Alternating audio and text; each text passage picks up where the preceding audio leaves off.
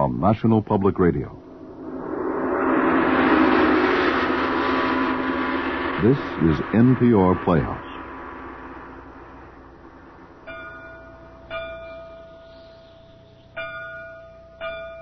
A Canticle for Leibowitz.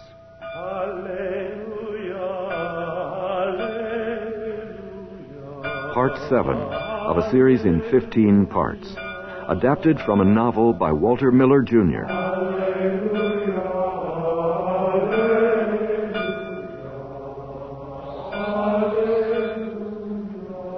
A Canticle for Leibowitz. Here continues the chronicle, set down daily by the brethren of Isaac Edward Leibowitz, in their abbey in the desert of the Southwest. Quote, "It came to pass in the reign of Hannigan of Texarkana that a cousin of the king was a man of great learning, and his name was Don Taddeo. The king esteemed not learning, but he gathered learned men unto him. He said, They will devise me great new weapons, strong engines of war. But for Don Taddeo, learning was more to be valued than warfare. He set out on a journey to the southwest, attended by armed men on horseback, for safe conduct through the tribal places. His journey was to the Abbey of St. Leibowitz. He journeyed here that he might read the ancient writings of our memorabilia and garner from them a knowledge of the ancient skills, such as were largely lost 12 centuries since, when the world laid waste to itself in the war of the flame deluge. In the year of Taddeo's coming, there was at the Abbey a brother much given likewise to the study of the ancient learning. His name was Cornhor, and he devised a new manner of making light, and the source of this light was a mysterious power, which he called electrical essence. And the source of this power was a mighty machine, with wheels and cords and treadmills, worked by not less than 4 stout young men, strong in wind and limb. And this machine was installed in the cellar library, for it was passing heavy. The librarian, Brother Armbruster, was much displeased, and there arose great discord. The Lord Abbot, therefore, made his way thither, that the dispute might be resolved." Unquote. Silence! Over here! Bedlam in the basement, as Abbot Paolo cautiously descended the stairs. Someone was hammering metal pins into stone. Sweat mingled with the odor of old books. A feverish bustle of unscholarly activity, confusion by lamplight. Novices hurried past with tools. Over here. That's it. Novices stood in groups and studied floor plans. Well, Abbot Paolo! Brother Cornhor stood beside a makeshift piece of machinery with a grin of enthusiasm. Oh, we'll soon have a light such as no man alive has ever seen. This is not without a certain vanity, brother. Vanity, Domney?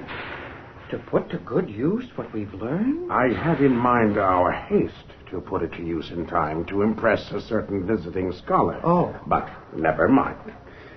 Tell me about this machine. Yes, my lord. This axle connects by these pulleys and belts to this turnstile. And these wagon wheels are mounted on the axle. Their iron tires are scored with deep grooves, so we could wrap all this copper wire around it. The wheels are free to spin in midair. The tires don't touch anything. Then these stationary blocks of iron face the tires but don't quite touch them. Then the blocks themselves are wrapped with all this wire. Mm-hmm. And what are they called? Field coils, they're called, Father Abbot. It'll be the greatest physical improvement in the Abbey since we got the printing press 100 years ago. Will it work? Oh, I'll stake a month's extra chores on it, my lord. Really? And where does the light come out? Oh, we have a special lamp for that. What you see here is only the dynamo. It produces the electrical essence which the lamp will burn. This essence, can't it be extracted from mutton fat? No. The electrical essence is, well, do you want me to explain? Better not. Natural science is not my bent. I'll leave it to you younger heads. But tell me, if by studying writings from the memorabilia you can learn how to construct this thing, Why do you suppose none of our predecessors saw fit to construct it? Well, it's not easy to explain. Actually, in the writings that survive, there's no direct information about the construction of a dynamo. Rather, you might say the information is implicit in a whole collection of fragmentary writings, partially implicit, and it has to be got out by deduction. But to get it, you also need some theories to work from, theoretical information our predecessors didn't have. Mm-hmm. But we do. Well, yes. Now that there have been a few men like Don Tadeo. Was that a complete sentence? Well, until recently, not many philosophers concerned themselves with new theories in physics. Actually, it was the work of Don Tadeo that gave us the necessary working axioms. His work on the mobility of electrical essences, for example, and his conservation theory. He should be pleased, then, to see his work applied. Oh, I certainly hope so, my lord. Yes. Well, but where's the lamp itself, may I ask? I hope it's no larger than the dynamo. Oh, no, Dominic. No size at all. This is it. These are the carbons. The ancients would have called it an arc lamp. There was another kind, but we don't have the materials to make it. Amazing. And where does the light come from? Here, in this gap between the carbons. It must be a very tiny flame. Ooh, bright. Brighter, I expect, than 100 candles. No. Oh, you find that impressive? Well, yes. Just think how we've been limping along on beeswax and mutton fat. I've been wondering if the ancients used carbons on their altars instead of candles. No, definitely no. I can tell you that. Please dismiss that idea as quickly as possible and don't ever think of it again. Yes, Father Abbot. Now, where are we going to hang that thing? Well, I hadn't given it any thought. I suppose it should go over the desk where Don Tadeo will be working. We'd better ask Brother Armbruster about that. Oh. What's the matter? Have you and Brother Armbruster been... Well, really, Father Abbot, I haven't lost my temper with him even once. Oh, we've had words, but he doesn't want anything moved. He keeps mumbling about witchcraft and the like. It's not easy to reason with him. His eyes are half blind now from reading by dim light. And yet he says it's devil's work we're up to. I don't know what to say. So it's up to me to sort him out for you. I wish you would say... Speak of the devil. Well, you've got your way now, Brother Cornor. When will you be putting in a mechanical librarian? We do find hints, Brother Armbruster, that once there were such things. In descriptions of the Machina Analytica, you'll find references... Enough! Brother Armbruster, Don Tadeo will need a place to work. What do you suggest? Let him read at the lectern in the natural science alcove like anyone else. What about setting up a study for him here on the open floor, Father Abbot? Besides a desk, he'll need an abacus, a wall slate, and a drawing board. We could partition it off with temporary screens. I thought he was going to need the memorabilia. He will. Well, then he'd have to walk back and forth a lot. If you put him in the middle, the rare volumes are chained, and the chains won't reach that far. Well, that's no problem. Take off the chains. What? It's silly anyway. No, you don't. Those chains stay on. But why? Well, brother, it is not the book burners now. It's the villagers we have to worry about. Those chains stay on. You see, my lord? Brother Armbruster's right. There's too much agitation in the village. The town council expropriated our school, don't forget. Now they've got a village library, and they want to fill its shelves, preferably with rare volumes, of course. Not only that, we had trouble with thieves last year. No, the rare volumes stay chained. All right. So he'll have to work in the alcove. Now, where do we hang your wondrous lamp? Well, if he's going to work in the alcove, we'll just have to take down the crucifix from the arch and hang the lamp there instead temporarily. Well, there's no other... Pagan! Desecrator! God help me, I'll tear him apart with these hands. Where will he stop? Take him away. Brother Armbruster, please! Speak more calmly when you address me. But, Father Abbot, you heard what he... Brother Armbruster, you will please get the shelf ladder and remove that crucifix. What? This is not a church. The placement of images is optional.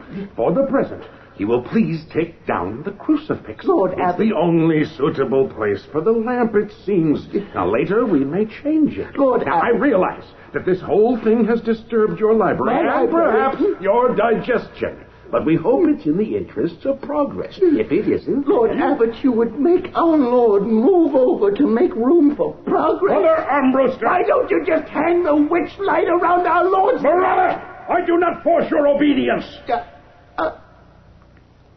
I'm sorry, my Lord. You will see me in my study after Compline. I'll get the matter, Father Abbot. Abbot Paolo glanced up at the crucifix. Do you mind? He wondered. There was a knot in his belly. The knot would exact its price later. He left the basement before anyone could notice how such trivial discomfort could overcome him these days. The installation was completed the following day. Twice, Paolo had been forced to warn Brother Armbruster privately, and then to rebuke him publicly during chapter. And yet, he felt more sympathy for the librarian's stand than he did for Cornhor's. He sat, slumped at his desk, and waited for news from the basement. He kept one hand tucked into the front of his habit. He patted his belly as though trying to calm an hysterical child. Cramping in the gut. It always seems to come when there's some kind of unpleasantness in the offing. Sometimes goes away again. If the unpleasantness breaks out into the open, well, I can wrestle with it. But now it was not going away. I'm being warned. Yes. By an angel? Or a demon? Warned. Or perhaps conscious? Yes, of myself. And something I haven't faced yet. He winced at the pain. But what? And quickly looked toward the corner of his study at the wooden statue of St. Leibowitz. The statue was of Leibowitz at his martyrdom, caught by a mob and hanged over a fire. The abbot had grown fond of the old 26th century wood carving. Its face wore a curious smile, unusual for a sacramental image. Curious look, considering you've got a hangman's rope around your neck. Where did the idea come from? The idea for the smile. Tradition, said Brother Francis Gerard, 500 years ago. It was said he'd made sketches of the old pilgrim who'd helped him find the fallout shelter. And someone had carved the statue from those sketches. Who do I know who grins that way? That grin will ruin you someday. But surely the saints must laugh in heaven. The Psalms say God himself shall chortle. Yes. But that little grin will ruin you someday. You're not sanctimonious enough, my son. Someday, another grim dog will sit in this chair and he'll replace you with a plaster Leibowitz. The abbot fanned himself with a fan of buzzard feathers, but the breeze was not cooling. The air from the window was like an oven's breath off the scorched desert. It made the cramping worse. Maybe it's the cheese, does it? Gummy stuff this season, and green. No, face it, Paulo. It's not the food for the belly that does it. It's the food for the brain. Something up there is not digesting. But what? The wooden saint gave him no ready answer. Well, sometimes his mind worked in snatches. It was better to let it work that way when the cramps came and the world weighed heavy on him. What does the world weigh? The world weighs, but is not weighed, he thought. Sometimes its scales are crooked. It weighs life and labor in the balance against silver and gold. That'll never balance. But fast and ruthless, it keeps on weighing. It spills a lot of life and sometimes a little gold. And blindfolded a king comes riding across the desert with a set of crooked scales, a pair of loaded dice. and upon the flags emblazoned Vexilla Regis, the banners of the king. No. But of course, the saint's wooden smile seemed to insist. Of course. Paolo glared at the statue. Oh, sometimes I think you're laughing at me. Do they laugh at us in heaven? Saint Maisie of York herself. Remember her, old man? She died of a laughing fit. That's different. She died laughing at herself. No, that's not so different either. Again, the pain. And the king is coming to weigh books in the basement with his pair of crooked scales. How crooked, Paolo? And what makes you think the memorabilia is free of dross? Treasured fragments of a dead civilization, yes, there are those there, true. But how much of it has been reduced to gibberish, embellished with olive leaves and cherubim by 40 generations of monastic ignoramuses? I made him travel all the way from Texarkana through dangerous country. Now I'm just worrying that what we've got may prove worthless to him. He glared at the smiling saint again. And again. Vexilla Regis. Vexilla Regis. Inferni Protean. The banners of the King of Hell go forth. The perverted line from an ancient commedia nagged like an unwanted tune in his head. The knot in his belly pulled tighter. Oh, does the chalice have to be right now? But crucifixion is always now. Now, ever since before Abraham, even is always now. Before Dante Dale, even now. Always for everybody, anyhow, is to get nailed on it. And then to hang on it, and if you drop off, they beat you to death with a shovel. So do it with dignity, old man. If you can belch with dignity, then you may go to heaven if you're sorry enough about messing up the rug. He waited a long time. The room went pink. He let his head fall onto the desk. Well, Paolo, are we going to hemorrhage now? Or are we just going to fool around with it? He probed the haze and found the face of the statue again. Such a small grin. And sad. And understanding. And something else. Laughing at the hangman? No, laughing for the hangman. Laughing at the Stultus Maximus, at Satan himself. It was the first time he had seen it clearly. In the last chalice, there could be a chuckle of triumph. Oh, my Lord Abbot. Brother Cornhor found Lord him Abbot. slumped over the desk, blood between his teeth. The young priest felt for a tell pulse. you, it's ridiculous. Paolo awakened. It's absolutely idiotic. Nothing could be more absurd. What's absurd, Domine? What? I'll get Brother Andrew at once. Come back here. Huh? What did you want? Oh, nothing, Father Abbot. I'll be back as soon as I get... Oh, bother the medic. You didn't come in here for nothing. Sit down. Say what you wanted. But the test. The test was successful. The lamp, I mean. All right. Let's hear about it. Sit down. Start talking. Tell me all about it. Well, He was still dizzy, it was just beautiful. but the knot in his belly had loosened.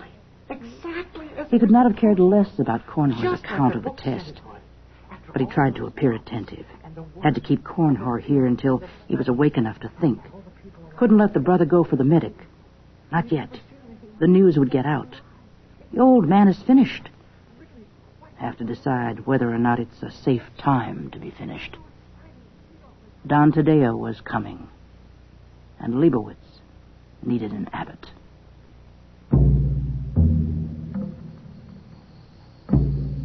Meanwhile, out on the plains between Texarkana and the Abbey, Don Taddeo was the guest of Mad Bear. Taddeo sat huddled in a blanket close to the fire. There were 12 guests in all. the leader of the party, was obviously a madman. Mad Bear did not object to insanity. Indeed, it was prized by his shamans as the most intense of supernatural visitations. But he did not know that the grass-eaters likewise regarded madness as a virtue in a leader. This one spent half his time digging in the earth down by the dry riverbed, and the other half writing in a small book. Obviously a witch. Probably not to be trusted. Besides, he was a grass-eater, and grass-eaters were enemies. But he would not treat them altogether as enemies. Not yet. Their king, Hannigan, who was almost as wise as a man, had secretly treated with him to supply the tribe with arms. He would accept the arms and leave the grass-eaters undisturbed for a while and bide his time. So when these 12 from Texarkana rode into his camp, he treated them with condescending courtesy, as was proper to cowards and weaklings. A pitcher of blood was placed in front of Mad Bear. It was fresh from a butchered steer and still warm. A bowl of blood! Blood to fatten this man's arms! Give this grass-eater a cup of red. Your name is? Don Tadeo, Mad Bear. Don Tadeo drinks. Don Tadeo drinks.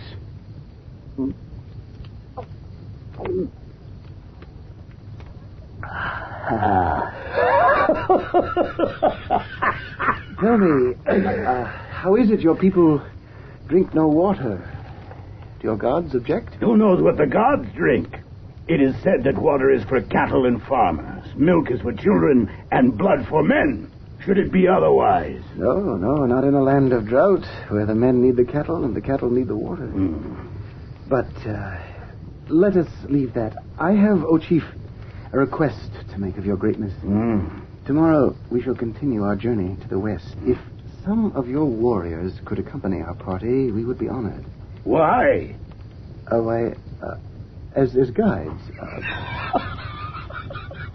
Chief, I'll be quite truthful. Some of your people disapprove of our presence here. Now, while your hospitality has been... You are afraid. You fear ambush when you leave my tents. You eat grass and are afraid of a fight. Don't fear. Real men shall accompany you. I thank you. Tell us, what is it you look for in the dry land? New places for planting grass. I can tell you there are none. Except near a few water holes, nothing grows that even cattle will eat. Now, we look for no new land. We're not all of us farmers, you know. We are going to look for the skills of an ancient sorcery. Ancient sorcery in the West? I know of no magicians there, unless you mean the dark-robed ones. They are the ones. What magic do they have worth looking for? Their messengers can be captured so easy it is no real sport. What sorcery can you learn from them? Well, for my part, I agree with you, but it is said that writings, incantations of great power are kept by them. Now, if it is true, then obviously the dark-robed ones don't know how to use them, but we hope to master them for ourselves. Will the dark-robed ones give you their secrets? I think so. They don't dare hide them any longer. We could take them. A brave saying. You're braver among your own kind, but meek among real men.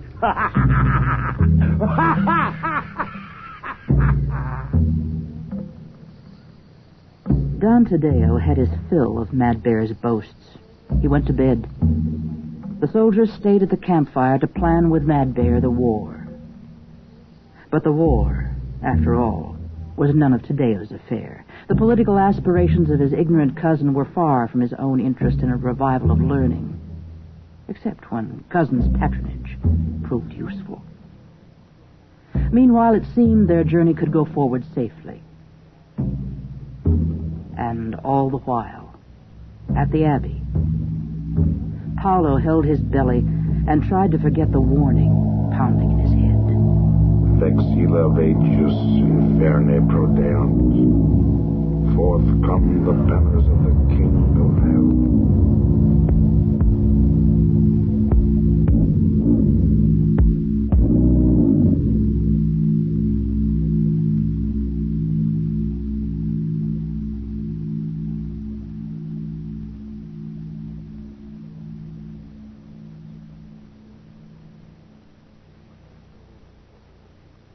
A Canticle for Leibowitz, Part 7 of a series in 15 parts, adapted from a novel by Walter Miller, Jr. Fred Coffin plays Abbot Paulo. Russell Horton was Brother Armbruster and Don Tadeo. Bart Heyman, Mad Bear, and Merwin Goldsmith, Brother Cornhoer. Narration by Carol Cowan. Adaptation by John Reeves. Special effects, Vic Marsh. Music by Greg Fish and Bob Budney and the Edgewood College Chant Group. Engineering and mixing, Marv Nunn. The program was directed by Carl Schmidt. A Canticle for Leibowitz is produced by Marv Nunn and Carl Schmidt for WHA and NPR, with funds from the Corporation for Public Broadcasting and the National Endowment for the Arts.